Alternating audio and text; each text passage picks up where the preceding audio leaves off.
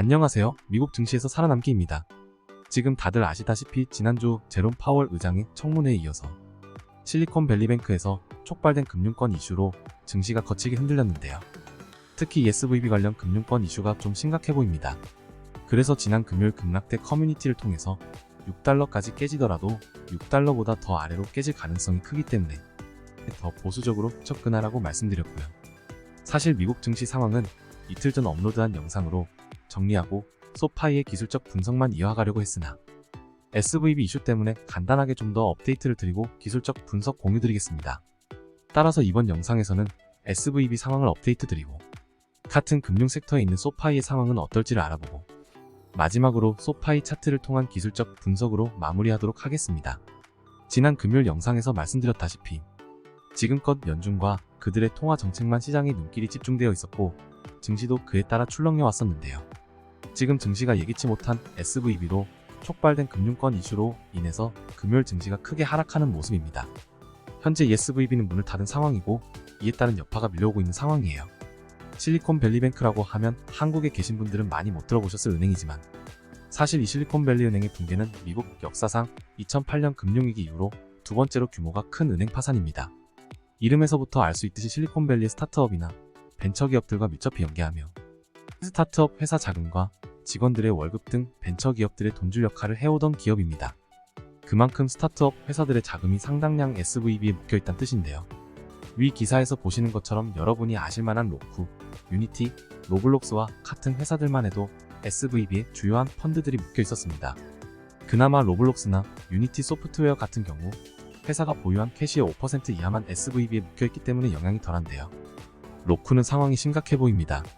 기사에서 보시는 것처럼 로쿠는 회사 현금의 자그마치 26%가 SVB에 묶여있는데요. 그 추정 금액이 487밀리언 달러입니다. 지금 로쿠 같은 경우 그 돈을 찾아올 수 있느냐 없느냐에 따라 회사가 휘청일 수 있는데요. 제가 지난 금요일 미국 증시 분석 영상에서 이 이슈와 관련해서 뱅크런 가능성을 언급했었던 거 기억나시나요? 아니나 다를까 SVB에서 결국 하루에만 자그마치 420억 달러 규모의 예금 인출 시도가 알면서 뱅크런 사태가 일어났고 많은 스타트업 회사들과 고객들이 돈을 찾지 못하고 있는 상황입니다. 그나마 SVB가 고객들이 예치금을 찾지 못하는 이런 경우에 피해자들에게 돈을 어느 정도 보상해줄 수 있는 FDIC 보험에 가입되어 있긴 한데요.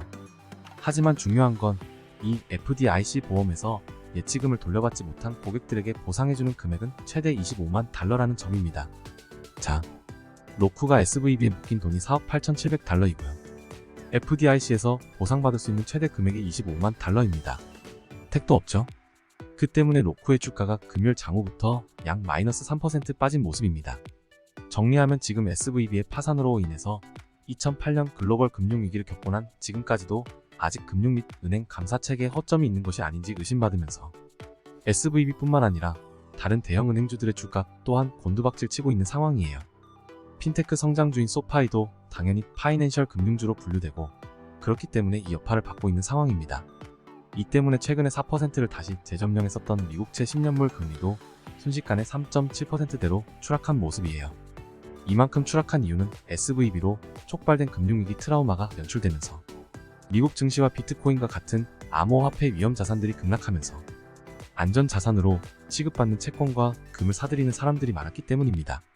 그렇기 때문에 주식시장과 암호화폐에 담겨있던 투자자산이 안전자산으로 빠져나가면서 미국채 금리는 내려가고 금시세는 상승한 모습으로 나타났다고 해석하시면 됩니다. 저만큼 미국채 금리가 급락했다는 뜻은 그만큼 채권 수요가 높았다는 뜻이고요. 그에 따라 현재 미국 증시의 공포지수는 24로서 익스트림 페어를 나타내고 있습니다. 공포의 사라는 말이 있죠. 기회가 오고 있다고 보고 있습니다. 특히 이번 SVB 이슈 때문에 튼실한 대형 은행주 및 금융주 쪽에서 그 기회를 더 크게 찾아볼 수 있을 거예요. 간단한 예로 뱅크 오브 아메리카도 현재 중요한 30불 지지선에 위치해 있는데 만약 30달러 영역에서 지지를 받는다면 상승할 가능성이 높겠죠. 물론 현재 금융권 리스크가 많이 대두되는 만큼 하락할 가능성을 배제할 수 없습니다. 은행 중에서도 돈 장사를 잘하는 곳이 있고 상대적으로 못하는 곳이 있는데 이 부분은 각 은행주들의 밸런스 시트를 보시고 판단하시면 또 하나의 투자 기회가 될 수 있겠습니다. 여기에 더해서 제가 제롬 파월은 이번 FOMC 미팅에서 25bp까지만 올릴 가능성이 높다고 말씀드려왔죠. 이 SVB 사태로 인해서 그럴 가능성이 더 커졌다고 봅니다. 제롬 파월 연준 의장도 지금 SVB로 촉발된 금융권 위기를 보았기 때문에 더더욱이 50bp를 올리기 힘들어졌어요. 50bp 올리는 순간 SVB와 관련된 여러 스타트업 또는 부실한 기업들이 줄줄이 무너질 리스크가 커지는 겁니다. 제롬 파월은 경제도 생각하고 있는 만큼 25bp 올릴 가능성이 높아요. 물론 기준금리 동결 시점은 그만큼 미뤄진다고 보고 있습니다. 따라서 FOMC 회의에서 금리 인상 발표 전 최근처럼 단순한 투자자나 유튜버들이 50bp로 생각하며 두려움의 주식을 매도할 때 그때가 우리들의 기회가 될 수 있음을 참고하시기 바랍니다. 그럼 다음으로 우리 소파이 상황은 어떨까요? 간단하게 말씀드리면 소파이 투자 종결 후 영상에서 말씀드렸다시피 소파이는 돈 장사를 잘하는 아이입니다. 연성장으로 보나 분기별 성장으로 나누어서 보나 한결같이 매출과 수익이 증가하는 아주 멋진 퍼포먼스를 보이는 회사예요. 이전에도 말씀드렸듯이 이런 멋진 성장 그래프는 건실한 빅테크 기업들도 달성하기 어려운 성과입니다.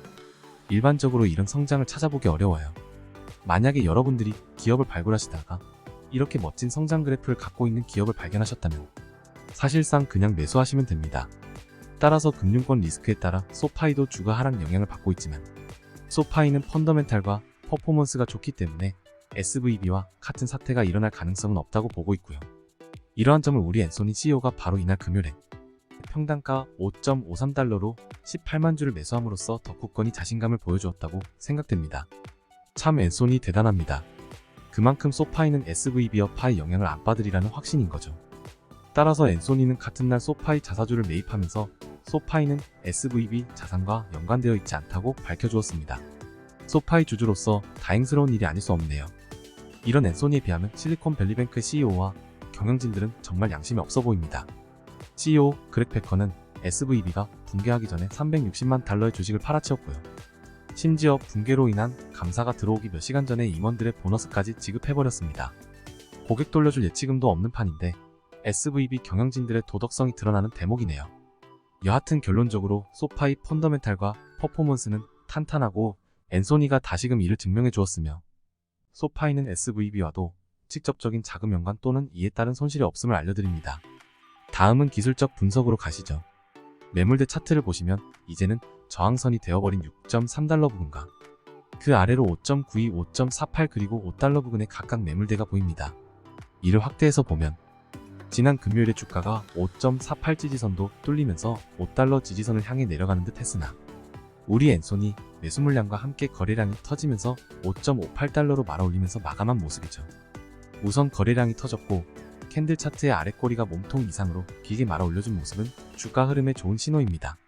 그만큼 소파이의 확신이 약한 사람들은 털고 나갔기 때문에 주가 흐름이 더 탄탄해진 것이죠. 피보나치와 함께 보시면 피보나치 38.2%의 5.77 아래에 위치한 상황이기 때문에 피보나치로만 보았을 때 지금도 매수 타점에 들어왔다고 보시면 됩니다. 좀 더 디테일하게 매물대 차트와 함께 보면 5.48 지지선과 피보나치 38.2%의 5.77달러 부근에서 1차적으로 매수 기회가 있고요. 어떻게 보면 SVB 여파가 다른 건실한 대형은행과 함께 소파이에게 다시금 추매 기회를 주었다고 볼 수도 있겠습니다. 그리고 나서 2차 매수 타점은 보다 아래인 약 5.1달러 부근으로 보시면 되겠습니다. 3차 매수 타점은 사실상 5달러 아래 부근인데 주가가 그만치 빠지게 될 경우는 CPI가 충격적으로 나오면서 FOMC 회의에서 결국 50bp를 올리는 시나리오 밖에는 없습니다. 그만큼 가능성이 낮지만 가능성이 0%는 아니기 때문에 어느 정도 고려는 하셔야 되겠습니다.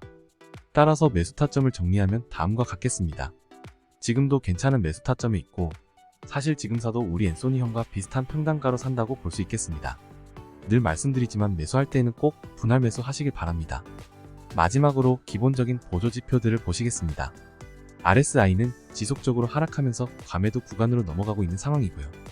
맥디는 3월 7일까지만 하더라도 점차 컨버전스가 진행되면서 상승세로 돌아설 준비를 하고 있었지만 예기치 못한 SVB 악재와 함께 바이든 대통령이 2024 회계연도 예산안에 대학 등록금 지원책 관련 발언을 함으로써 다시금 다이버전스가 벌어지면서 하락 진행 중인 모습입니다. 스토캐스틱스도 RSI와 마찬가지로 과매도 구간으로 넘어가고 있는 상황입니다. 현재로서는 지난주에 벌어진 이슈들로 인해 주가가 많이 움직인 상황이기 때문에 거래량을 중심으로 앞서 말씀드린 지지선들을 더 중점적으로 보시기 바랍니다.